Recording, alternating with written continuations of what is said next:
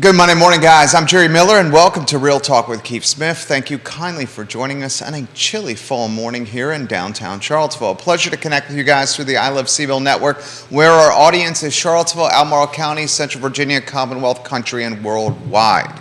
You, the viewer and listener, can participate in the discussion by sharing your thoughts and comments live in the stream on any social platform you're watching upon. Yours truly will relay it live on air to the distinguished gentleman, and we will conversate about what you have in mind. Today's program presented by Yes Realty Partners, trusted advisors, confident resources, folks with experience, enlightenment, entertainment, and education. Yes Realty Partners. Find them online. Bill McChesney, welcome to the program. Hey, Lynchburg, Short Pump, Richmond, D.C., Arlington, Virginia Beach, and Williamsburg. Welcome to the program, and of course our friends in Crozet and downtown Charlottesville. Judah Wickhauer, if you can go to the studio camera, my friend, and let's go to the distinguished gentleman on the Monday edition of the show. My friend, good Monday morning. Good morning. I can speak English today. Good Monday morning to you. I was just thinking as you were doing your monologue there, what do you like the most about the fall? What personally do you enjoy the most about the fall? I like spending time with my family outside. There you go. My favorite athletic activity is contained in a box in the MacArthur squash courts, which are literally a world-class facility. I mean, it's literally, some would say, either the first or second best squash facility in the world. And that sport is not tied to inclement weather or temperature. Unless you can't get there. Which makes it nice, yeah, unless you can't get there, which is few and far between here. So I guess I would say, spending time with my family, because one of my favorite things to do really isn't tied to the weather. Yeah, and then I see it on Facebook all the time. You bring your awesome son in there, and he's becoming a bit of a squash player. He's able to peg it up against, I don't know the proper terminology, but he does that. My favorite time, I just love when this weather gets like today, right? It's no humidity. It's in the 50s and 60s. It's just a beautiful day. I've got a couple of meetings today, and I'm going to play hooky in the afternoon and take a little bit of bike ride out in Albemarle County and enjoy some of the nice weather and the leaves changing. Don't tell Yonna, by the way.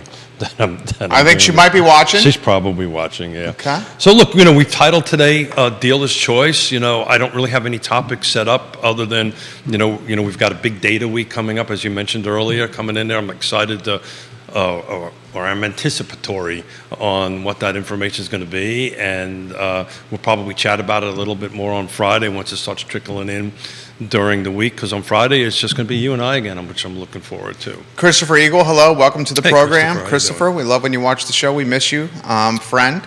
Shout out to him. Our team did a Triple C camp on last Thursday. Our team did a team building exercise over there, which we've never done it before. It's really cool.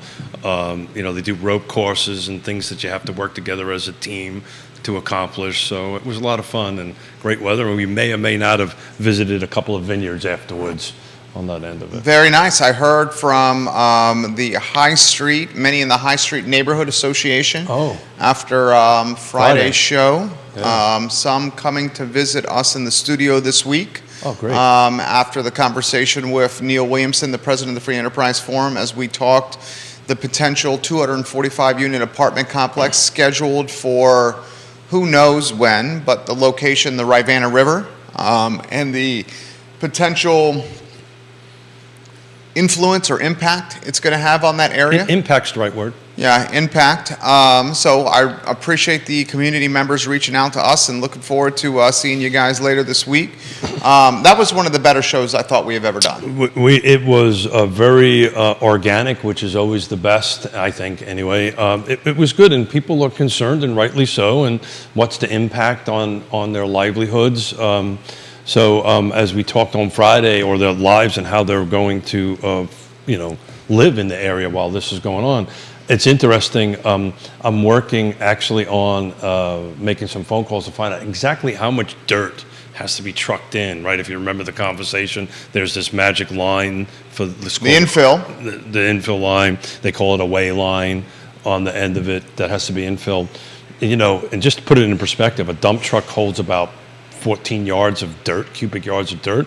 So if it's like 30,000 cubic yards or some huge number, that's going to be a tremendous amount of truck traffic just hauling dirt in and out of that area. So it'll be impactful without a doubt. So viewers and listeners, you can chime in with questions. We can do case studies on your particular circumstances as we offer some clarity and some help and maybe some confidence on how you can position finances or strategic decision making through a volatile time that undoubtedly is going to get more volatile. I think that's safe to say. Well, that's the whole concept of the deal of choice thing. We're here. Let's go ahead and help folks out, ask some questions.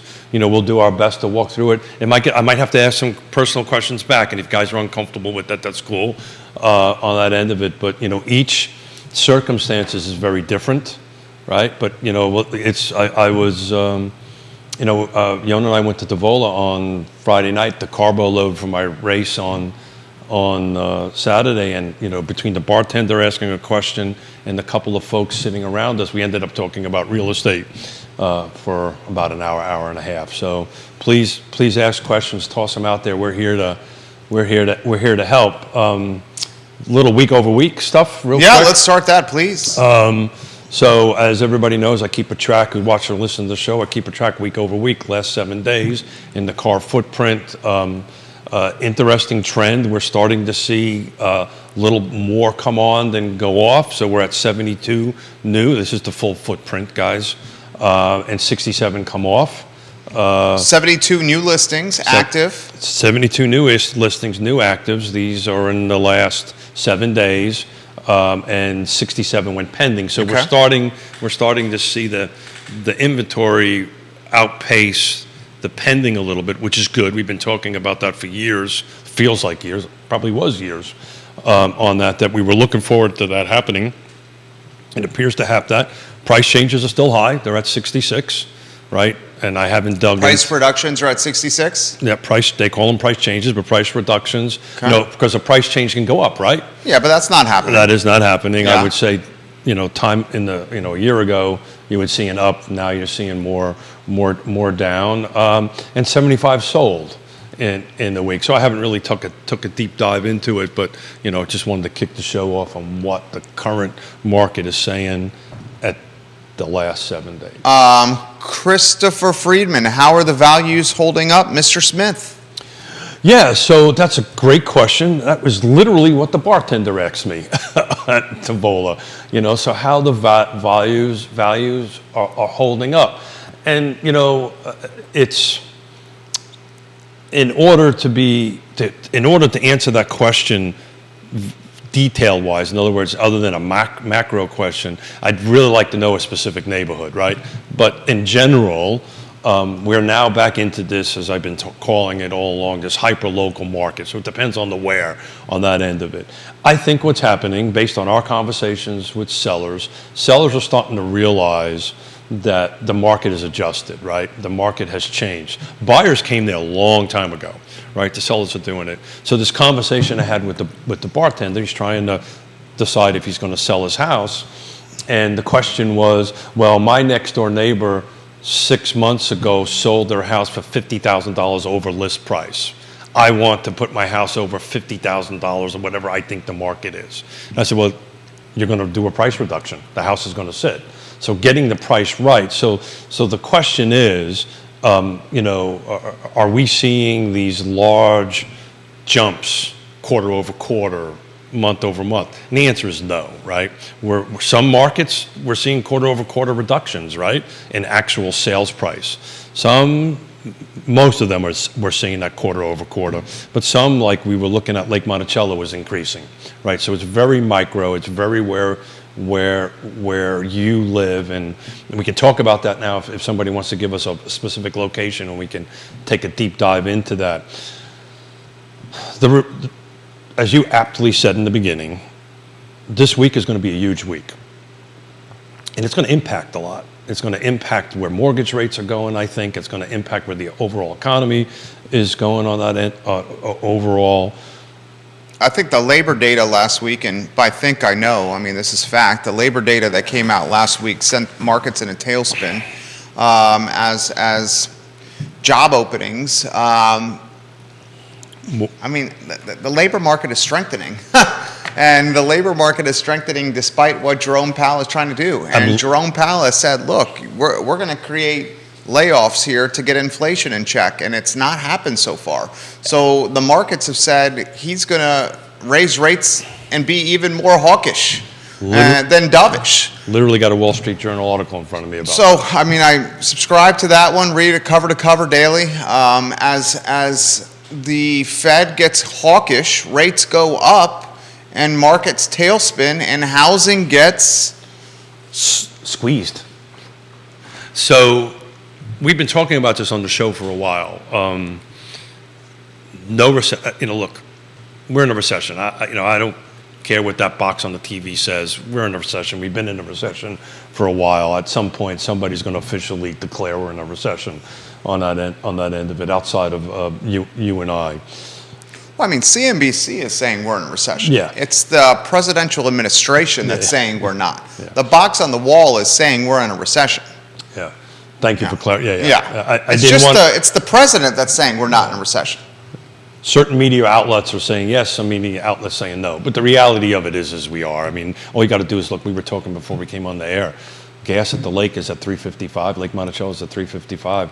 A few weeks ago it was $3.15, right? $3.15. Yeah. So I believe that's called inflation, which of course is recessionary action. It's a byproduct of OPEC. It's a byproduct of the 2 million gallons, and that's we were talking on the show live on that. We thought it was 1 million. They bumped it to 2 million. 2 million barrels. Yeah. Yeah. That I believe is a 20% reduction. I may be wrong. Somebody can take a look at that, but that's a huge percentage reduction for them, and it's going to creep its way all the way in across the board. And we were having the conversation where, well, does the other side of the mountain real estate market get impacted? And I think, look, I'm not an economist. I don't even play one on television. But if the labor market stays as tight as it is, I just don't know. I don't know how the Fed can actually impact that more than what it's doing. It may raise rates. That's what's going to happen. I understand that, but do you think that's going to impact labor? At some point, it's going to have to. I think that's definitely going to impact labor, and we're starting to see. I mean, Judah, you can rattle some of these off for us. You got super smart. Microsoft, we got Facebook, we got Meta, we got Google, we got major tech firms laying off, freezing or laying people off. And as disposable goods, as cost of goods go up, as fuel goes up, that impacts everyone. There's no more regressive tax than increased gas. Increased gas and the cost of gas going up 25 cents, 50 cents, 75 cents, $1 or more is literally the most regressive thing possible because we all utilize this. Gasoline to an economy is like oxygen for humans staying alive. And look, we're all in favor, or at least I am, of trying to switch over to some sort of renewable green. But that's so many years down the road. And we're making progress, right? But it's incremental, very small, very tiny progress through it. But you're 100% right, And, at some point, where does the politicians say, you know what, maybe we ought to produce a little bit more? I don't think Powell's going to stop. Powell's not going to stop. No. This feels very much... This is Powell's legacy here. This feels very much like the late 70s, the early 80s. They're just going to start... They're going to start pushing that. And remember a long time ago, I was making an analogy to the housing market, to the aircraft carrier, right? It was at full throttle. You put it at neutral, right? It takes a long time for it to slow down or stop or go backwards, right? And if you throw it in reverse, it starts cavitating, which is not a good thing. So I think that's what, if Powell thinks that he's going to go ahead and put all these pressures on that, and again, I'm not an economist, and thinking that all of a sudden it's going to be this slow change, I think it's going to cause a cavitation. I think there's going to be this swing to the other side. The question is, how does this impact housing? right? And we're back up to, depending on who you talk to, because the builders are backing off at tremendous rates, we're back up to 5 million short. We were picking up ground there for a while, right? We were picking up we were somewhere between 3 and 4, depending on who you talk about. Now some people say between 4 and 5, but we are producing less units. More buyers are coming in the market. The millennials are coming in, right? Are the millennials still coming in the market? We're doing it, yeah. Yeah? Yeah, so yeah, we're Millennials can afford this market? They can if they've saved enough cash up through the process, right? Through the last couple of years. If they didn't, and a lot of smart, millennials are way smarter than I'll ever be, right? They read stuff. They're very engaged. They're very in tune to it. They'll do that. It's funny. I had a conversation again at Tavola with to the left of me was a boomer, and to the right of me were a millennial couple. Boomer couple, millennial couple. Those are the two buyer pools right now. I've been talking about this for a while. The difference with the boomer, they sold their house and they're sitting on a bunch of cash and they're renting something up in Northern Virginia. They pop down for the football game, right? So, we're looking at this, what's available. That was the conversation we had at the table. And I can watch my right eye. I can see the millennial just getting frustrated because that's what they wanted, but they didn't have the cash. They had 10% or 20%. Yeah, that's not going to cut it. It's so the real competition is not going to be over rate. The real competition is going to be over the boomer and the millennial competing for the same product because Lynn Snyder says this. Lynn Snyder, I appreciate your comment here. Tell me if you agree or disagree with this comment. This is a tough comment from Lynn Snyder. Yeah, sure. Lives in Charlottesville, from Buffalo, New York, lives in Charlottesville. Looks like a psychologist here. She says, we need a recession. Maybe we need one in the housing market. So I'm going to quote a gentleman by the name of Brian Buffini. Never waste a good recession. Recession, look, she's spot on. And Buffalo is one of my favorite parts of the country. It's beautiful up there. A little cold in the winter, but during the summer, it's absolutely gorgeous up there. Yeah, You buy that? Look, we were talking about on the show forever when interest rates were 3%, things need to get back to normal, right? There was this insanity of multiple offers, cash offers, things going. That's not normal. Nobody in our business likes that. That's not good. Stability is much, much better. But, again, I'm not an economist, and I'm sure not as smart as the Erpies on this or you for that matter. But the reality of it is something needed to slow it down. And a recession does that, What'll happen in the recession, and historically, and I've looked, I don't have it in front of me, but since 1981 or 80, every time there's a recession, a real, we get into the middle of a recession, mortgage rates drop, right? I suspect that's, to quote Scott Morris, I think mortgage rates are going to drop. I think they're going to be later than he thinks they're going to be. We're over 7. I know we're over 7. We're going to see 8%. Well, if it's over 8%, he's going to lose that bet. Yeah. Well, over under bets are good. But, I had this conversation over, it's what we do. These conversations you and I are having right now with our viewers and listeners, it's hard to escape, right? At dinner last night at my parents' house, my uncle's getting remarried, and they own something in Old Trail. They want to sell and buy, and we were having this whole conversation about how should I do that, right? How should we do this today in today's market?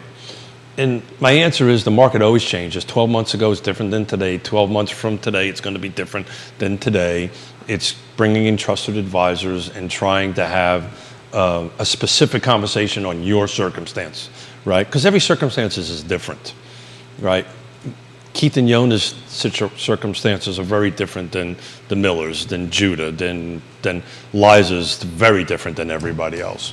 Liza's the dog in the studio. Daniel Pettit, good morning. He says Daniel. Good morning from the beach. Hey. Mustache Dan Pettit, we love you. What do you think is going to happen out there with housing, Dan?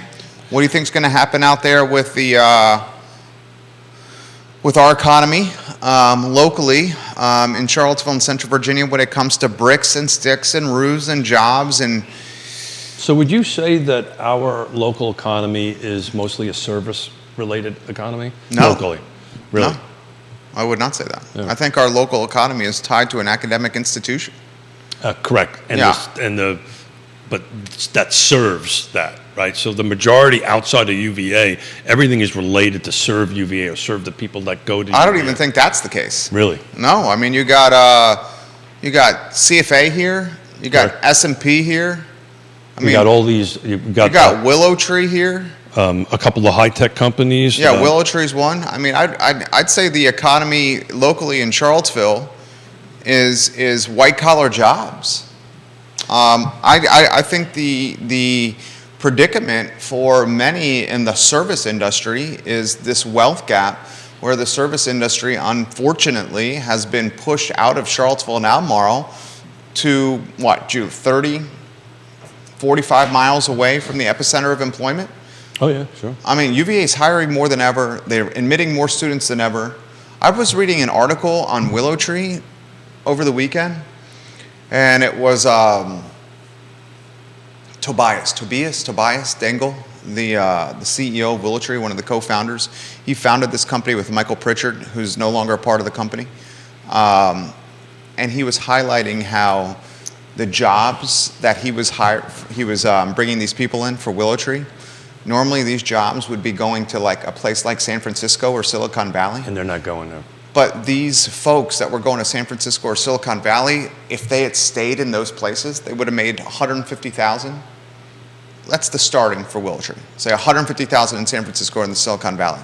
And he's getting 500 plus people to come to Charlottesville. They got a hub in North Carolina because the cost of living is so much less Literally, than that's Silicon Valley or San Francisco. So as they come here, these folks are buying up real estate. Yep.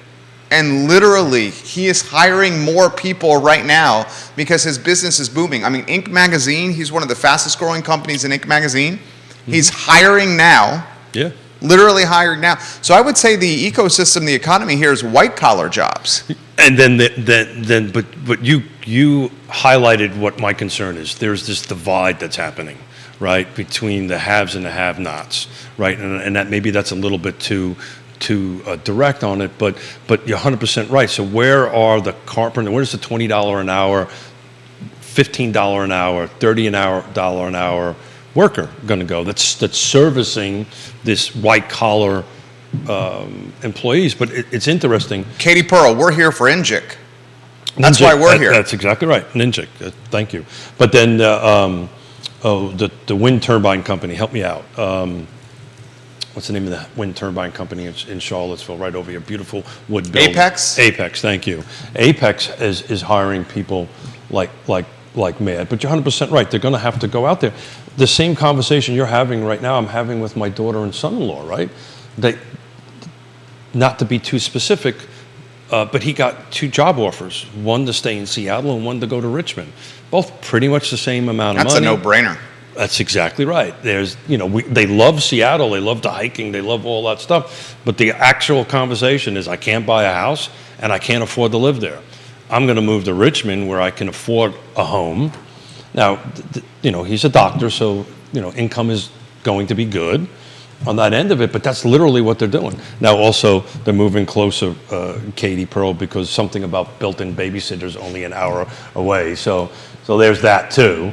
But, they want to be closer to family and all that great stuff, but we're helping them manage that process over here in Richmond. And Richmond is very micro market, right? You have to be, 2 blocks make a huge difference in the market in Richmond. Over here, not so much, it's a little bit wider, it's a little bit more macro, that end of it. But in Richmond, if you go 2 blocks one way or 2 blocks the other way, the market changes substantially on that end of it. And where you're going to buy to go ahead and project out the next 5 to 7 years. I'm sure they're looking at West End Richmond. Yep. That's where, Well, so what they want, which is going to be difficult, we have to navigate through this, they want what they have in Seattle, in Richmond, and that's not quite going to work. You got West End, maybe a little Jackson Ward. Little Jackson Ward, yeah. The Museum District is nice. Very nice. That end of it. But again, so that's what we're going to help them navigate that. And by way of an example, That's what Katie Pearl does. Whatever the real estate agents that are listening and watching right now, that's just what we do. Is you got to stop and say, okay, talk to me about your specific circumstances, right? And this is what I was hoping maybe we're trying to do with these dealer choices, where somebody might toss in a specific circumstances where if they're comfortable, we ask questions and try to offer solutions that maybe can help others on it. But it's macro in the real estate space is great data. It's great to look at, but it always works on the street, on the ground, in the individual's family or individual's life, and how can we help you get there? And some of it, frankly, we've been talking about this, some of it might be, you know what, now's not the time to sell. This does not work, this picture does not work best for you, you shouldn't sell. Or now's not the time to buy for you, if you don't have whatever your circumstances is, you might have to wait a little while to go ahead and do that. Daniel Pettit, I never thought we would get to 8% mortgage rates, but we're heading in that direction, and that's the same return that I can get. That's the same that I can borrow from Northwestern Mutual today, from my Northwestern Mutual account today. Yeah, and that's 100% right. So it's funny, at the beginning of the year, a dear friend of mine that's a president of a bank up in New York, he said, watch out, I'll bet you it'll be 9% before the end of the year. And I said, you're full of you-know-what. 9% interest rate? Yeah, I don't think we're going to quite make 9, but I will tell you in the beginning of the year, I didn't think we were going to make 6. So, there goes that prediction. So, but if you have to buy and you find the right home and your monthly payment works, to Scott Morris's suggestion, the best scenario, if you can afford it, is to sit tight. That 8% or 7 or 8% or wherever we end up will creep down. It will eventually creep down. Then you refinance it. And I don't mean to be flippant about that, but then you refinance it. At least you're in the game. At least you're in the ownership of it. Only time will tell. I truly believe this time next year, when we start looking over year, we're going to be appreciating, but in the single-digit numbers, right? And certain locations might go backwards. We talk about Buckingham and some of the other areas. They may go backwards, but some places like Lake Monticello, I just don't see them going backwards. Now, if unemployment all of a sudden in a quarter or 6 months goes from where it is to some huge percentage, then that's all bets are off at that point. Jennifer Bryan says the comparison to Richmond, to Charlottesville, or even Albemarle County is not a fair one because the housing inventory in Richmond is significantly more, which is keeping prices at a different level than around here. That's a fair point. 1,000% correct. As those who listen know, I chair the Piedmont Community Land Trust. The second land trust in the state of Virginia is Maggie Walker out of Richmond. We have a very great working relationship. Absolutely spot on. We were at a mutual board, at a board meeting, and I was asking how their market is doing, and they have at any given time between 2,000 to 4,000 homes that are 5 or more years over in the tax delinquent and are abandoned. And the city's just taking them and giving them to the land trust. We do not have that here, right? I don't know the numbers, but I'd imagine we're awfully close to zero of homes that are 5 or more years behind in taxes and abandoned that the city or the state or the county can come and take and give it to the I would say that's probably very much true. I'd probably make a bet on that one, and I'm pretty sure I'd win. This quote, man, a lot of coming in here. We're going to get to the comments, guys. Put them live on the air, and we'll get them. We'll get to the comments here. Woody Fincham watching today's program. Fincham and Associates, we love you, Woody. When you comment, he says unemployment will get worse nationally. Powell said shedding jobs is part of where we are going. You're 100% Woody Fincham. That's why Friday's job number was so concerning, because the unemployment is not so far getting worse, and as a result, the expectation is Powell is going to be hawkish this month with the interest rate increase, which is going to, guys, tailspin things. I mean, we have to prepare for that. It's going to tailspin things when this month he increases rates. Fincham is 100% right here. Yeah, I mean, just look at your credit card bill, right? look, and it's going to impact field. A question for Woody though, he's a super smart guy. So what is there some number he has in his head that unemployment has to hit to start breaking this a little bit and getting the Fed to either put it in neutral or put their foot on the brake? Is there some magic number? Does somebody have some number out there what the national unemployment needs to hit? Because I think that's the only trigger. MJ Arquette, welcome to the program. I think we need to start seeing he wants to start seeing job losses. That's what I'm talking about. He hasn't seen that yet. Yeah, I understand that. So it's going to have to be month after month after month of job losses before he stops being hawkish. Yeah, so we're like according to the article in August, we're at 3.7%. My question is, does that number need to be 4.5% or 5? What does that number need to be in order for Powell to say, okay, this is working, I'm backing off now? Because I think it's more the trend line. Yeah. As opposed to a set barometer. Yeah, sure. He wants to see trends. That makes sense. Is what he's going for. Fincham, give us your thoughts on that. Pettit says to us that he spoke to a retired couple while at the beach, and they're more focused on taxes. Yeah. And they're selling their home. Daniel Pettit said the retired couple's looking for a state with lower taxes. They bought near Atlanta. They researched for over a year, and their main motivation was lower taxes and where they were going to move to. Yeah, it's lower taxes. If their retirement is tied to a 401k, they're getting hit there, right? The conversation I had with my parents over dinner last night, they're my father's in his mid 80s. My mother just turned 80. We didn't expect to live this long. Local real estate taxes are going through the roof. HOA fees are going up. We literally had this conversation over dinner. What's my options, guys, right?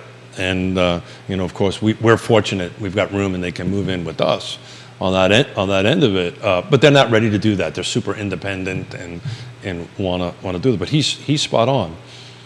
Lake Monticello, just to talk about what's active. There are there must be a mistake. There are 20 homes available in Lake Monticello. And somebody put a single-family detached home in at $2.199 million, and then a couple minutes later changed it to $219. So the lowest is $219,000, but there's only 3 homes that are over. The $219,000 looks like it needs a lot of TLC. It does, yeah. Did you see the original? Do you get to see the original list price on yours? I do. Yeah. I am looking at an original list here. Yeah. So you're looking at $219,000 the low. You have inventory at the lake here. There's only 3 under $300,000. So you got $219,000, $229,000, $227,000, then it jumps to $315,000. It's been a while since I've had to go to page 2 on the MLS for active listings at the lake. Yeah, so 20 is a big number. You do have 2 paper houses in there, so I kind of usually back them out. So you're really around 18. So there's 2 new construction homes that are being built. So 18 or 20, and since Dan is listening and he's been there as long as I have been.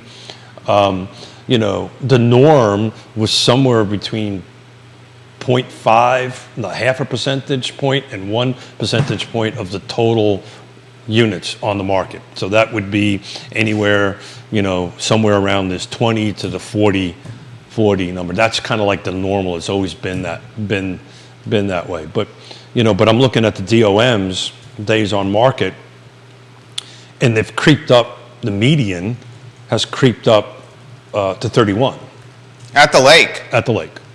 Wow. And that's something we're going to watch closely. When that starts crossing the 45. I mean, you want to know something that really puts this in perspective is you got 2 neighborhoods in 3, let's call it 3 neighborhoods that I follow very closely.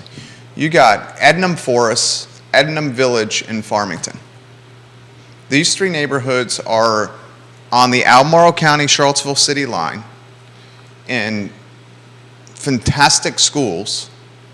You're talking Murray Elementary, Meriwether Lewis Elementary, Henley Western, right next to St. Anne's Belfield, across from the Boar's Head or adjacent to the Boar's Head. And you got listings, call it Ednam, let's look at Ednam. Well, what price point are you at? Let's look at Ednam Village. There's a listing in Ednam Village right now that's just under 2, not 200,000 here. Yeah, I've seen it. Under Yeah. 2 million, yeah. So we're talking about the million and up market. This is at $1,950,000. Yeah. And this home, in most markets at this price point, would have had all cash, 1, 2, 3 days on market. Sure. This home is getting some days on market right now. So typically when the market makes an O shift, which is what we've been doing for a while, typically it's the up, and when that gets red on that wall, the upper end stuff starts hitting the brakes. Farmington has got a listing at 175 that's getting a little longer in the tooth here for Farmington standpoint. Yeah, sure. There's a listing in Keswick Estate that literally has been on the market, two new constructions that have been on the market. Beautiful homes in Keswick Estate. They're going to have a hard time selling those. That have price cuts over the weekend. Yeah. Brand new homes. In new construction, that's unheard of. Completely never lived in, absolutely brand new, been on the market for over 2 years. And the price cuts just happened over the weekend. So the reason I like following the lake, Palmer Drive listings. the reason I like following the lake, it's a little bit more centered to the average buyer. But I've clicked in a couple quick things. There's 20 on the market. Let's call it 18, but we'll call it 20 because we got 2 new construction. But 32 are pending, right? So at the moment, you still have more going into pending that's coming on the market for that specific market, right? On that end of it, and then just so that you know, on the pending end of things, the median days on market is 10. The average is 16, which is interesting. When the median and the average start getting closer, that's good. There was one unit that was on the market for 91 days, which was over $900,000. So that's kind of going to your point that at least that you know, if you start hitting this luxury upper end type stuff, it's starting to hit the brakes a little bit, and we can take a hard look at that and do that. And it's also the entry level end of it, because you know, these 219s or these under 300, the first time home buyer doesn't have enough cash to put 20% down. And that's when things need to get a little creative. Jason Howard is watching. He's the king of Rio Road. JH, welcome to the show. He said, finding truck drivers, HVAC people, electricians, warehouse workers, any kind of tradespeople is very, very rough. There are openings everywhere. Locally, grocery stores are still running on a skeleton crew with weekly job fairs not helping. Where are these layoffs going to hit? What job sectors, fellas? And Woody Fincham says, we need to hit about 10 million people from an unemployed standpoint before the Fed stops getting very, very hawkish. So is the layoffs going to be happening on the tech and white collar side, and maybe not on the service related, or because there's just not enough people there, and maybe people will migrate from that to there? I don't know on that end of it, but it's an interesting. So Jason Howard's basically saying the service industry is already decimated. Yeah. So how could layoffs happen at the service industry? Thank you, and that's the point I was trying to make. So it's going to be on the upper end. So, but at the end, but it's a balance, right? So if the white collar IT folks are, multiple 6 figures are losing their jobs, they're not hiring the folks that come in and change their HVAC or ISC to do their roof or whatever through that. So that's going to help that a little bit on the end of it. It's if I had my little scale on it, this is going back and forth. It's up and down and how we're going to do it. I wanted to take a quick look on my system. On the back of the house, that you're looking at the front of the house, I'm looking at the back of the house. I'm just trying to see what's available in Albemarle and Charlottesville, over $1 million bucks in detached. I would love to see that. Yeah. So if you can chat for a second. No doubt, guys. Intrastate Service Company is a home's best friend. proud presenting partner of today's show. In fact, if you look at the screen, Fincham & Associates, Closure Title, Ross Mortgage, you have some of the best in the real estate supply chain, names and brands and people you can trust like Keller Williams Alliance, Sigora Solar, folks that will help get you here through the finish line. We're talking about the uncertainty in the market today, and we're trying to offer some confidence and clarity of how you should position investments and strategic decision making to hedge risk. And we're doing this from a vantage point that comes with experience. And Keith's been doing this for nearly 40 years. He's got... No, don't give me 35. Don't give me the I thought it was 38. I don't know. When did you start? 87. 87, 13, so 35. Yeah, 35 years. So what'd you find over $1 million?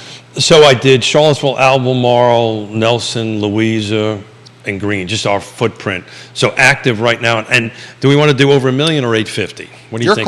Your call. Well, 850, there's 121 on the market. So what I'm going to do is I'm going to make it $1 million just to see how that changes that number here real quick on that end of it. So just give me a minute. I got to type a 0 in here. So it's 98. Let's look at that, right? 98 over $1 million in the car footprint. In the car footprint, active at this. New construction? No. Good catch, sir. I need to take new construction out. Thank you very much for doing that. I need to do a quick little check here.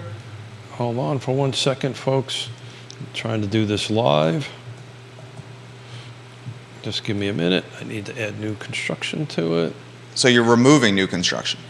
I've got to add the field of new construction to what I'm searching, so then I can remove it. It's a complicated process through this thing here. You can probably do it faster. 98 over $1 million, including new construction. Including new construction, but new construction is probably going to change that substantially. I would imagine. Because that's going to take out the 2 on Palmer and Keswick alone. Correct, yeah. And I'm sorry, folks, having to wait on this end of it, but... Very difficult to do the talking and the computers at the same time. I don't have your skills, sir. Very difficult. It's very Dropped difficult. it to 88. Look at that. So it cut it by over 10%. Yeah, dropped it to 88. 88. What do you make of that number? Yeah, I mean... We need to chat new construction, but it's interesting to put it in perspective. So we're looking $1 million above our footprint. There's 88, no new construction out. You want to take a gander what the median days on market is for anything over $1 million? And you have 88 active? This is medium, all the jurisdictions. This is Charlottesville, Nelson, Green. It's somewhere in the 30s. 99 days. Oof. To your point, right? That's why it feels that way. Oof. Right? So depending on who you talk to, some people say 60 days on market is the switch between seller and buyer market. Some people say it's over 90. So I really want to highlight this because you have the stock, you have markets that are down anywhere between 20 and 30%. I mean, I've got a home here that's on the market. I won't tell where and who it is, just to save the innocent here. It's 427 days. Good condition? I will tell you here in a moment once I take a look at it. So here's what we should highlight here. You have stock market that's down 25, 30% year to date. 25, 30% year to date. You have interest rates that have eclipsed 7% currently. There's one that's 1,335 days. Well, you should take that one out. Well, the median does that. Okay. The median Is that the top? That's the top one. Okay. Yeah, the median. What's number 2 on that? 854.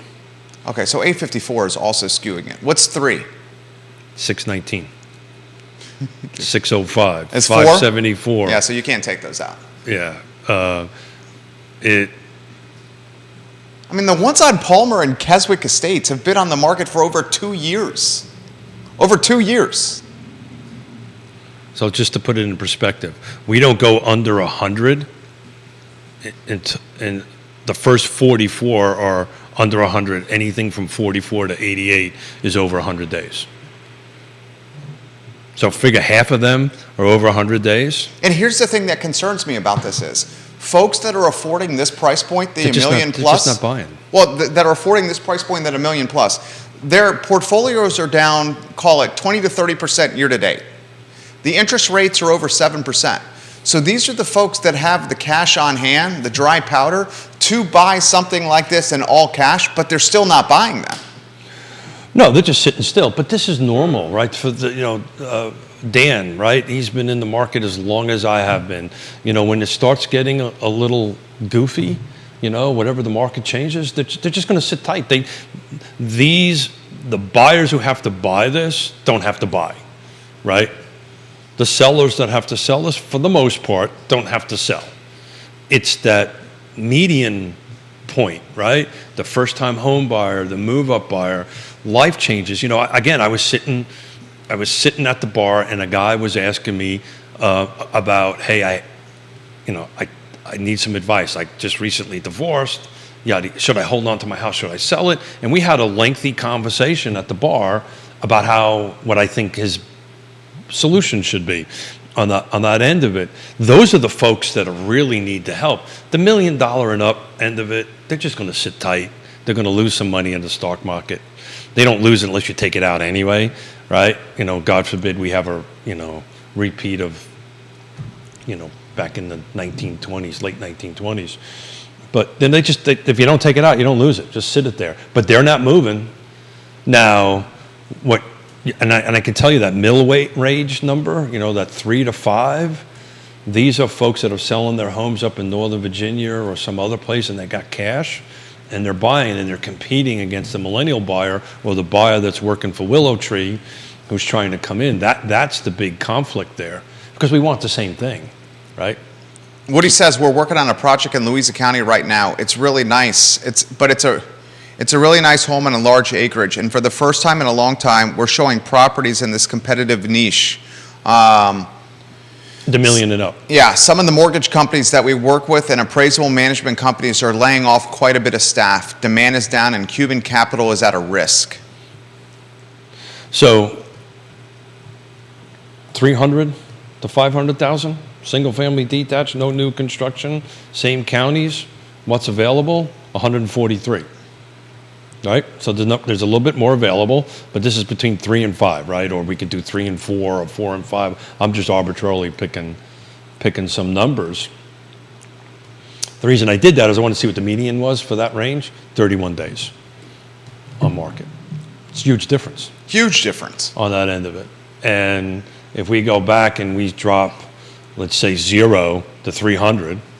Right. Again, single family detached, no new construction in our footprint. I have to go do. Hold on a second. I got to do 299 because otherwise we're going to double count a couple of houses. There's 33 available for sale. 6 jurisdictions.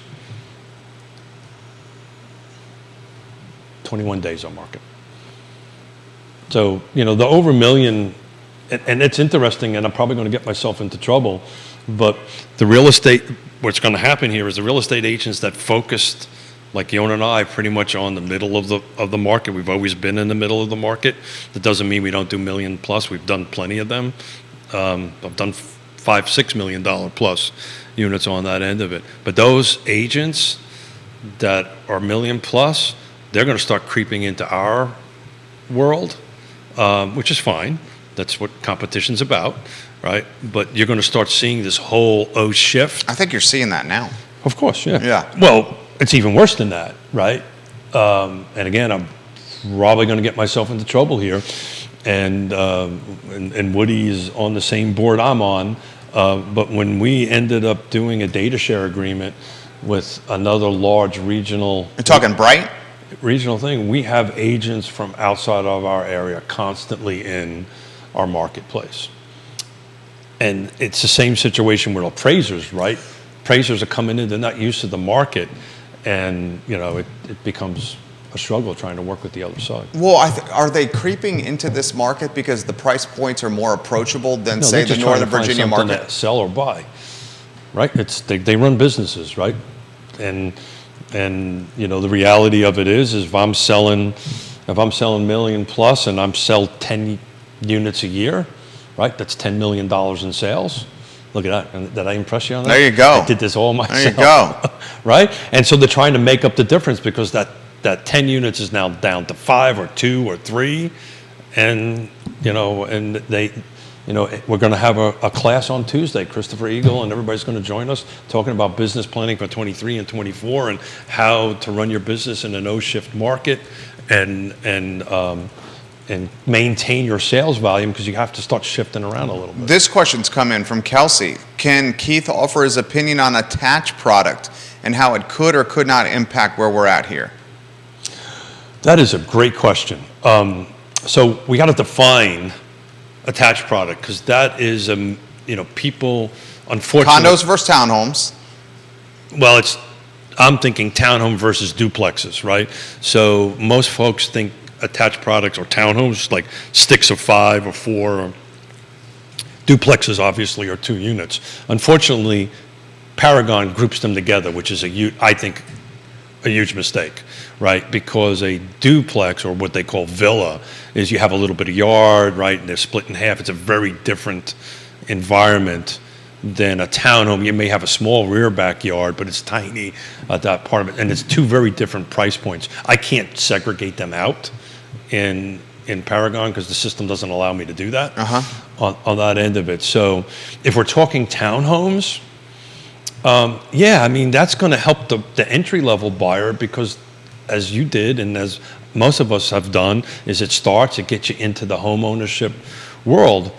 If you're looking at these duplexes, the competition is back to me, right? Because 99% of them have master bedroom on the first floor. I'm 60 years old. That's what I want. Don't want to climb stairs. The millennial buyer wants it, right? Because you've got a little bit of yard. You've got an extra couple of bedrooms for kitties or dogs or whatever your life changes might be. So there's a lot of pressure on that. Interesting. I was helping a client buy out an Old Trail duplex. Okay. Do you want to know? Reputable builder. A builder I used to compete against that I always used to say, if I wasn't going to build a house for me, I would have this builder build a house. I think that much of them on that end of it. They're starting at 9 in Old Trail for a duplex. That's insane. I think that's an insane number. Maybe I shouldn't say that, but I think it's insane, right? And that's a starting number. Right, and everybody who is familiar with new construction, you kind of start there, you end here, right? You start at the lower level, and by the time you add all the niceties, next thing you're over $1 million. I mean, I'll leave the name of the builder. I mean, it's just the house definitively is worth every penny of it. But that's $900,000 for a duplex. Right. That's not starter. That's not first-time home buyer. Oh, by the way, they've sold them all out. Sure, of course. so I mean, that neighborhood's crushing it. Well, it's the buyer profile again, right? It's the same thing. It's our client. They moved out of New York. They sold their thing. They have a pot full of cash, and we walked through it, and we looked at each other on the street, and being 2 New Yorkers, we're very opinionated people, and they looked at me, so tell me what you think, and I said, I think we need to find something else. She says, good, that's exactly what I was thinking. And we moved on to something else. It wasn't the matter that they were not comfortable spending that amount of money, they just didn't want to spend it that way. I didn't move out of Long Island, right, to spend the same amount of money that I would spend on Long Island over here, so let's go find something else. And we've actually found something with a little bit of land, and they were very happy with it. How about this comment from, we'll get to as many of these as possible right here. Does Keith see any softening in the city of Charlottesville? From Grayson. Grayson lives north downtown. So it's interesting. You should say that because I've got my little handy-dandy notebook. I was looking quarter over quarter. Hold on a second here. So in Charlottesville, end of the third quarter, right? So I try to beat Carr and get the numbers out. So the end of the third quarter. When is that report going to come out? Like Q3? Is it Q3? No, that would be. No, it'd be Q3. Yeah. So we're in fourth quarter right now. Yeah. So this is October 10th. Yeah, when's the third quarter report come out? Yeah. So in fairness to Charlottesville Association of Realtors, they don't put the report together. Virginia Realtors does out of Richmond. Okay. Right. So generally it takes somewhere between 3 to 6 weeks before it comes out. I get a jump on it because what we do every 'cause you three need times. it. Yeah. Well, plus what we do 3 times a week. I want to make sure that. And I spent a Sunday, the whole day crunching numbers. Third quarter, Charlottesville, 100 units sold, 6 days on market. This is single family detached, no new construction. 450. The same quarter last year, there was 113 sold, so there's a 13 unit deficit on that end of it. It was 8 days on market, so it's only a 2-day deficit on that. List price, sold price, I apologize. Same quarter last year was 425, so it's up 30 grand, quarter over quarter, year over year, right? So look, and I think if you take a look, I don't have it here with me, but if you take a look at quarter over quarter, second over first quarter, there was a reduction in value. I think when you take, it's unfair to look quarter over quarter because nobody's buying a house in quarter number 2 and selling it in quarter. Let me rephrase that. Very few people sell a home on quarter number 2 and buy a home in quarter number 2 and sell a home in quarter number 3. Average folks are staying. Gesundheit. Most people stay in their homes 5, 6, 7, 8 years into their home. Just to put it in perspective, I took a look at 10 years back into Charlottesville. If you would have bought a home in 2012, same quarter, really interesting, 19 units only sold. So let's call it 20 to make math simple for me. So that's 80 units under, 31 days on market, 232 was the average sale. So if you would have bought a home 10 years ago at 232, it's now worth 455. It's a nice return right there. Well, the point I'm trying to make is, much like that wall over there, get into the housing, buy a home to buy a home. Date the rate, right? As if marry a home, date the rate. I think the rates are going to change. You can refinance it. But if 10 years from now, it may not be that spread. It may be half of that spread on that end of it, but your home will gain. I actually got a 21-year spreadsheet for each jurisdiction. Even calculating the time of great unpleasantness, you averaged about 5.5% year over year if you held on to it for 20 years. Stephen has made this comment. I understand the concept of refinancing, but we do have to emphasize that this is going to come with closing costs 2 times. So that's exactly right. So the conversation I had with the guy at the bar was he wanted to do a cash out refi, and I said, there was very specific circumstances to it. And I said, look, if I was you, and this is my suggestion, if you're cashing out this much, I'd take 3%, put it in an account somewhere, and just leave it there. The point is, he's saying 3% of the deal is going to go to closing costs. It always goes to closing costs. Right. So 3% of a 500,000 or 3% of 400,000 is $12K. Correct. 3% of 500,000 is $15K. Correct. And if you're cashing out 100 grand or whatever you are, put it in an account somewhere, forget about it, and let it make 1 or 2 or 3%, whatever it's making on the end of it, and go ahead and do it. But you're 100% right. There's a cost of doing it. But what's the cost of staying, right? What's the cost of not refinancing? What's the cost of not buying, right? That's it's so hard to do this on a macro level without a specific questions and specific details on it. But some people, hey, I'm comfortable, I'm sitting tight, I'm waiting. That's a great decision for you and your family. Some of them can't, right? And so if I can't, how do I navigate this? Right, and that's when the trusted advisor kicks in. That's when you bring in Scott, you bring in everybody on our chain of the housing ecosystem, to include ourselves, to help you walk through that, because it is one circumstance could make all the difference between path A or path B. And again, it's really hard to have this question. So that was one of the things I was hoping we'd end up doing over the course of this deal of choice that we've got coming up over the months, is folks chime in and say, if they're willing to share, this is my personal circumstances, what do you think? Stacy's got a good one. In today's market, how do you go about negotiating a house with a seller that has unrealistic expectations? You go look for another house. Wow. Yeah, I mean, look, you've got to go in and go with your best foot forward and negotiate it. Let me answer that a little bit deeper than that. When we started the show 3.5, almost 4 years ago, which is blowing my mind, right? Such a different market. It was different. It changed. The market changed 3 times, 4 times through that end of it.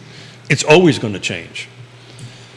But when we started the show, you'll recall I used to say the real estate. Here you go. I'm going to do my best impression of Keith Smith. The real estate market is 4 things, right? Price, location, features, and condition. Then in the middle of the pandemic, we added a 5th thing. That's timing, right? The right timing. Now there's a 6th thing. Now there's a 6th thing. Who's on the other side of the deal? And that, to answer that question, that makes a huge difference. And he's meaning the listing or buyer's agent. Well, in this particular case, it's the listing agent. I'm negotiating on the behalf of the buyer to go ahead and buy that home, right? So this is when you start asking questions of the other side, right? Tell me about your buyer. It's going to be your seller. You know, you do your homework. You dig into GIS. You find out when they bought the home. You just do all your homework on the other side.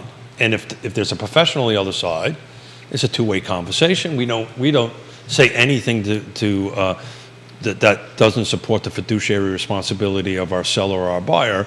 But there's questions you need to ask. You know, as Yonna says, you know, Keith, turn your cop on. Right? You just start asking questions. You start asking W questions, like where, why, when, you know, how come, these different things, and you start putting it together and find out what the motivation is of the seller. And if you can find out what the motivation of the seller is, maybe you can connect the 2 together, right? And if you can't, back to my comment is... You find a different house. Thank you very much. Folks, we can spend a lot of time trying to negotiate this, but my advice is of 35 years, we're spinning our wheels. Thank the other side for their time and their energy, and move on. The other end of it. She adds more. You want more? Well, if I can get this out. Sure. The other end of it, on the sales side, we've got multiple listings that are under contract that have cash backup offers. I haven't seen that in freaking forever. Explain that. I don't know. I can't, right? You would think with the O shift of the market to do that, and what they are. Are the cash backup offers low balls?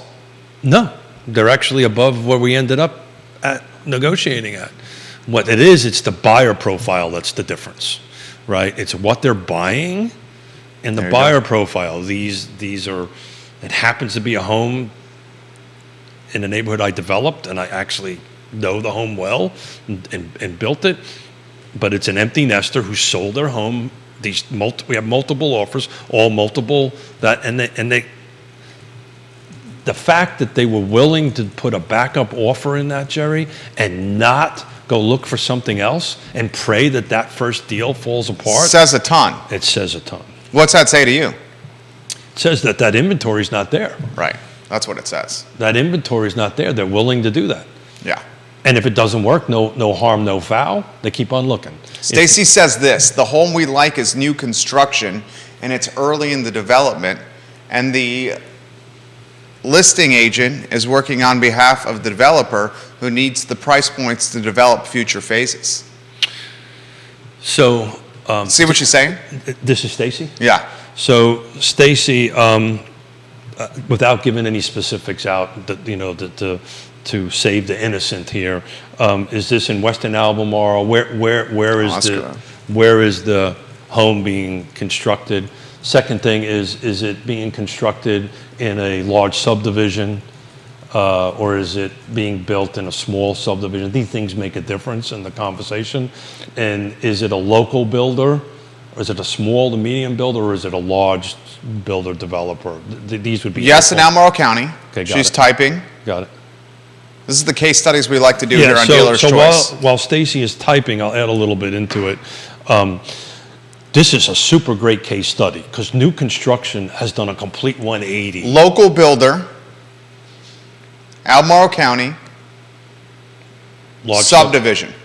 Ask if it's a large or small subdivision, please. So, because that makes a difference on it. And national, when we say local builder, that means it's not a national builder. right? I just want to double check it's not a national builder. Is it a national builder, Stacy? Or a regional builder on that end of it. So new construction's an interesting animal right now. And actually, we're going to bring in a couple of experts on it, Greg Slater being one of them on it. So first and foremost, I hope you have a trusted advisor helping you through it, right? Something that a lot of folks know, and Stacy's smart. And Medium development, yes, to a local builder. Got it. So I would encourage to get a local real estate agent, if she does, Stacy probably is doing this already, to help them through the navigation of that. Because depending on, it sounds like it's checking all the boxes. Stacy, you're already paying 3%. You're already paying for a buyer broker if you don't have one representing you. So I would encourage you to go ahead and do that. What you're starting to see in subdivisions right now, because right in mind, the listing agent represents the developer, represents the builder, represents the seller, is not representing your best interest in the thing. But you can start seeing in new construction right now super negotiation ability, right? Particularly if the house is started under construction. So if you walk, if this was, I negotiated a contract and I'm building a custom, it's a different conversation. But if I'm walking in and Keith is building a spec home and I'm halfway through it and you want to buy it, you're in the driver's seat on that end of it, because that builder developer needs to get that off their books, because they are paying, what is the rate doing to them, Jerry? I mean, it's putting significant downward pressure on them for their debt service. Yeah, exactly right. Each month they're going backwards. Here's exactly what she's looking for. They need to maintain the price point on this house to justify construction on future homes in the development. Okay, that's great. That's their problem. That's not Stacy's problem. So it sounds like what he's telling you is you may want to consider a different home. No, that's not what I'm saying. What I'm saying is don't make your problem my problem, right? I'm willing to unless they're not willing to move on price. Well, then that's a different. That's her problem. That's a different issue, but that's also a matter of skills and negotiation and understanding what the developer and builder really are trying to achieve. There's ways around that, by the way, because I know it because I've been here and done this. What the developer and builder wants to do is they want to sell house B for $1 because they want Woody Fincham to see that and value his next listing at $1. There's ways around that where you can go ahead and say, look, I'm going to buy it for $1. But give me a finished basement. Give me a screen-in porch. Give me a garage with an apartment atop. I love you. Yeah, that's exactly the answer. It doesn't impact the top number, but you also have to do it a little bit skillfully, right? Because, if you do an extra ADU, auxiliary dwelling unit, or living space, it does impact the square footage, which then would impact Woody's appraisal, which doesn't help that $1, right? But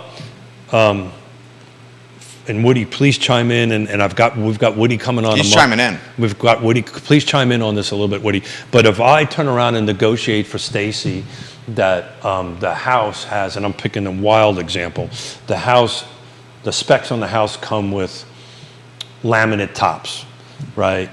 And you can negotiate. I'll pay it for $1, but I want.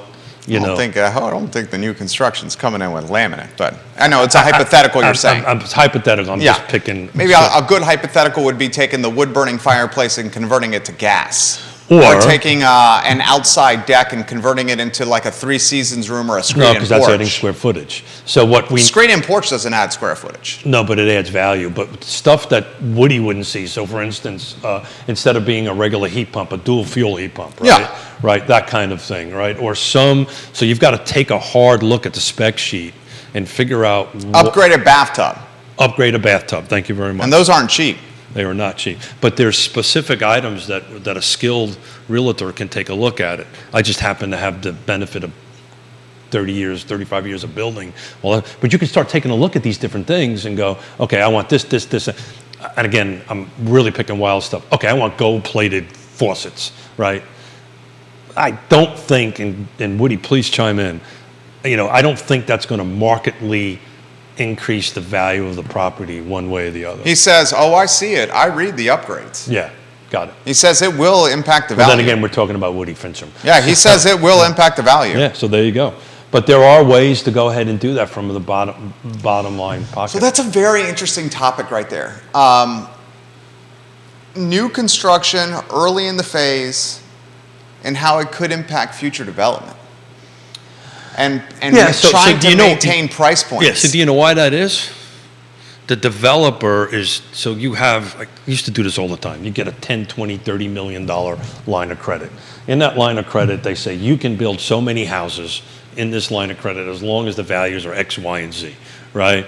And if you start not hitting these numbers, you can't pull the money out of that and you can't build new products. So, for instance, I'm building a house for Judah, and we're not hitting our numbers, but Jerry walks in and says, I want you to build me a custom for $1 million. The bank is going to go, well, until you clear Judah's off the books and it hits a certain number, we're not going to release this money. I'm not going to release this money. Yeah. So that's what's really going on behind the thing. And then this is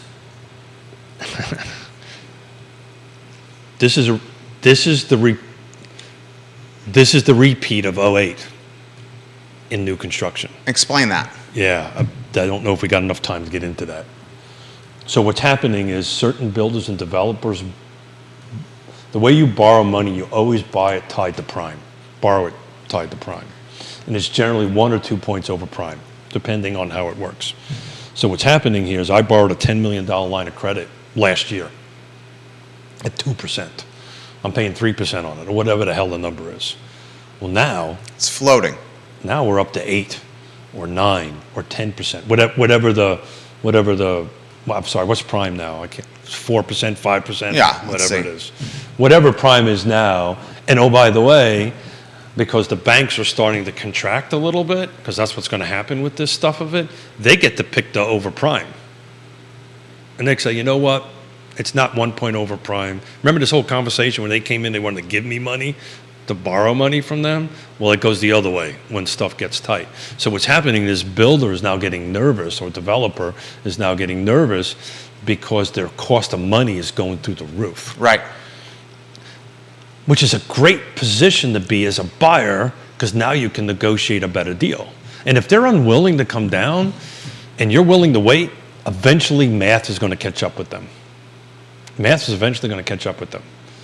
And then you got to really take a look at it. Okay, am I the first house in the subdivision? Am I the last house? Do I really want to be the first one? It's a whole litany of questions. If you're the first? Well, if you're in this upward trend market right now and it's a development that's not quite finished and you're the first house and God forbid something happens to the developer and builder. You're carrying the bag. What happens then, coach? Yeah. I have a road that's not finished. You know, that's the reason I was asking questions. Is this a local, national? You know, if it's something like Stanley Morton Homes, that'll never happen because their cash position is huge on that end of it. They'll take a hit on their bottom line, but they'll finish the project out. If it's somebody smaller, right, that's the risk profile that you take. You know, I want to be on this. This is good stuff from Keith Smith right here. This is good stuff from you. Not good stuff. I've just been here, done this. Well, yeah, I mean, you're offering, this is quality content right here. I'll take your word on it. I've just been there, done that. Got the T-shirt. Matter of fact, I even think I got a tattoo somewhere on it. On it. Maybe it was a brand. So why? So you're basically saying the developer cannot move the property.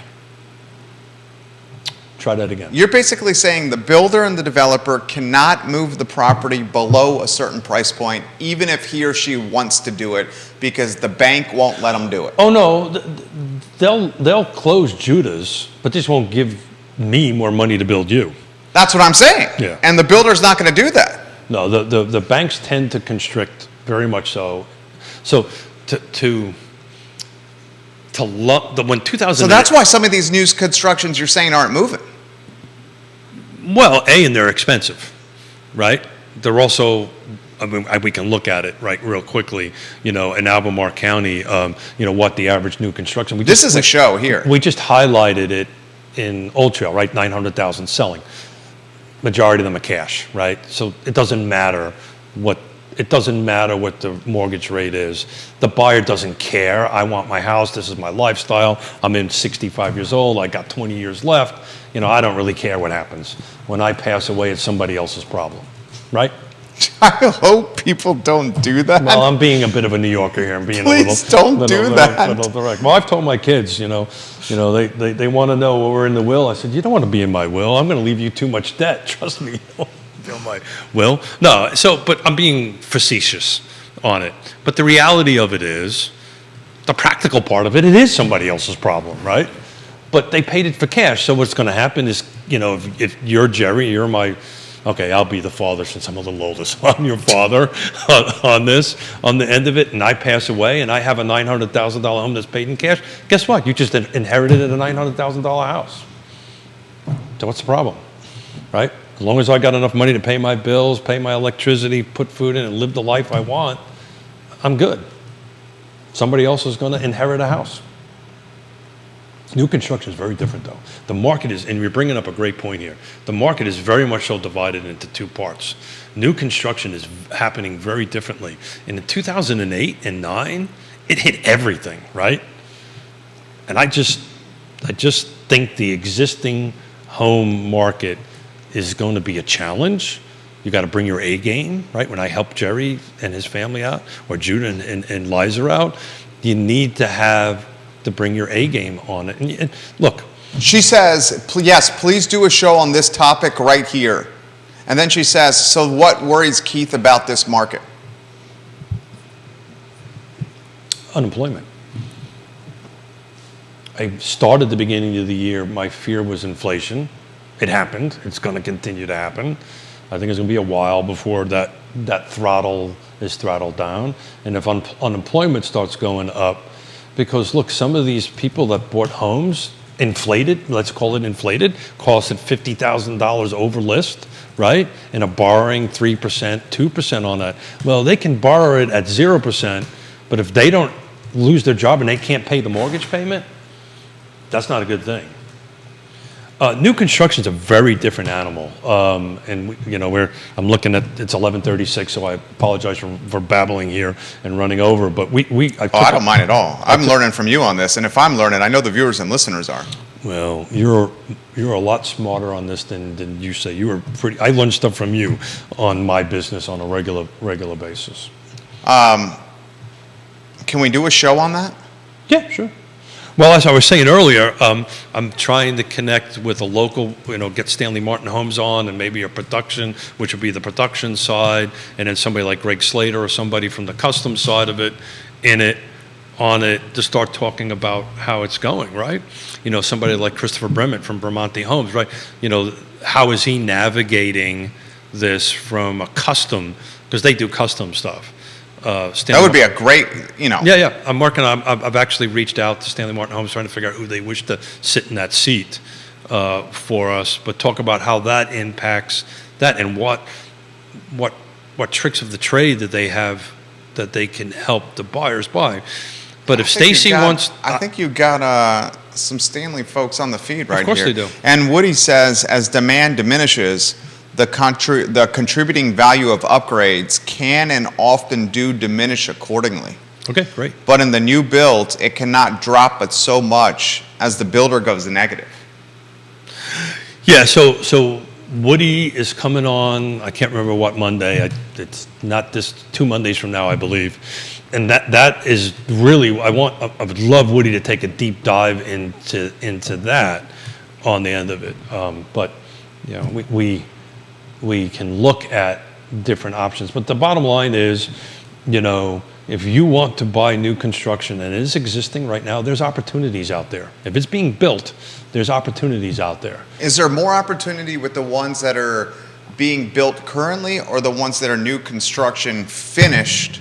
Well, it's both. There's different opportunities, okay. Right? There's, if it's finished, it's finished. There's a little bit of you can potentially negotiate with it. Again, a conversation a year ago, that was not even on the table, right? Right. Now, if it's finished and it meets your needs and so forth and so on, for instance, to Woody's point, maybe you negotiate seller financing. Excuse me, not seller concessions. Thank you, Jerry, for putting me straight there. The chemistry totally put me straight. This is good stuff here. So it's seller concessions, right? Okay. Closing costs. Closing costs, which Yeah. we just talked about, is 3%. So if I'm buying a $500,000 house, that's $15,000. If I got my math right, $15,000. I don't have to take out of my Delayed closing. My suspicion is they probably would not want to do that. They want it off their books, right? So they'll help someplace else, right? They'll help with that. Maybe an upgrade, a certain dollar amount upgrade at their selection center. But the simple one, right off the top of the thing, is seller, or buy points, right? The seller can buy points, right? So there's a whole path there that they can do that, which those I know, unless Woody corrects me, which he will, doesn't end up on Woody's appraisal, right? So there's a solution there. So, look, I'm going to buy this unit. I'm going to negotiate it with somebody and say, look, I want you to pay I'll buy it for X, but I want you to pay my closing costs. And oh, by the way, my bank says for 2 points or 1 point, I can buy a half a point off the mortgage or a quarter point or whatever on that end of it. Excellent work from you today. It took the coffee a while to kick in. Excellent work from you today. Okay. That's a show. Yeah, well, I play one on TV, so. That is a show. Yeah. What you just talked about in the last 20 minutes. Yeah. Well, it's been in the works. It's just getting people's schedules to work out. Excellent job from Which Keith Smith. God bless you. I don't know how you do this every day on your midday show, but lining up folks to sit. I read everything. Well, I'm talking about lining up guests. That's a lot They of work. contact us. Well, I'm not there yet. Like today's guest. I know that. Which is a big one at 12:30, guys. Stacy says thank you. And yes, that is a show. Yeah, got it. Notes down. In green. Green's, I got two colors. I got green and I got blue. Katie giving you some props over here. Well, Katie's awesome. Actually, Katie, at the same bar, I had a conversation with a guy that's trying to go visit Cuba, and I have to remember at the end of the show to connect you to. I got his cell phone number so you can reach out to your dad, to reach out to him and help him with that visit to Cuba. I love it. I love it. Keith Smith in Fuego It's the caffeine. today. It's the caffeine. Keith Smith, how about a Cuban coffee next time? That'll really get you. Oh, I'm not a real man. I don't From know. Guajiros. I do need more hair on my chest. Maybe that might help. Keith Smith, Yes Realty Partners, just hit a grand slam today, especially in the last 20 minutes of the program. Judah Wickhauer keeps us on air and does a good job of, following guidelines around this program. My name is Jerry Miller, and this is Real Talk by Yes Realty Partners. Yes, sir. Yeah. So for Friday, it's just Keith and Jerry again. Oh, so case studies. It's the same kind of thing. So You just got one from Stacy. I got one from Stacy. I'll work on that for a little bit on that. Maybe if Stacy can give me a little bit more specifics, if she wants to DM me, Please do that. I'd appreciate it. Anybody else who's listening and or watching, if there's a case study you want us to tackle on Friday, DM us or do it live in the show. But if you can get it ahead of time, it makes it a little bit easier so I could do some more research and be a little bit We more are forthcoming. 100% willing to do case studies applying to your personal lives, and we will respect your anonymity, and you will get trusted perspective from a trusted advisor in Keith Smith. And if you do it in advance, he can reach out to the supply chain on Real Talk with Keith Smith and really get you intelligence. I mean, this is the kind of pro bono knowledge that people otherwise get charged for. Oh, yeah. I mean, if you call me on my day job and ask me questions, it wouldn't cost you anything. So Okay. If you called me, that wouldn't be the case. You call him, that is the case over there. Real Talk with Keith Smith, presented by Yes Realty Partners. You killed it. I wanted to look at new construction, but we ran out of. We're getting late. And We should do that one. Yeah, I got it. It's on my note. We'll talk about it on Friday. I know you got a huge guest coming on lunchtime that you got to get ready for. So thank you. Our pleasure. Judah Wickhauer, Jerry Miller, Keith Smith, No, Yonna Smith. and Yonna Smith, and Yes Realty Partners. Thank you kindly for joining us. We're back in 45 minutes with a heavy, heavy hitter. Join us, guys. Take care. Well done, dude. The last 25, 30 minutes, dude. Yeah. It's just it takes.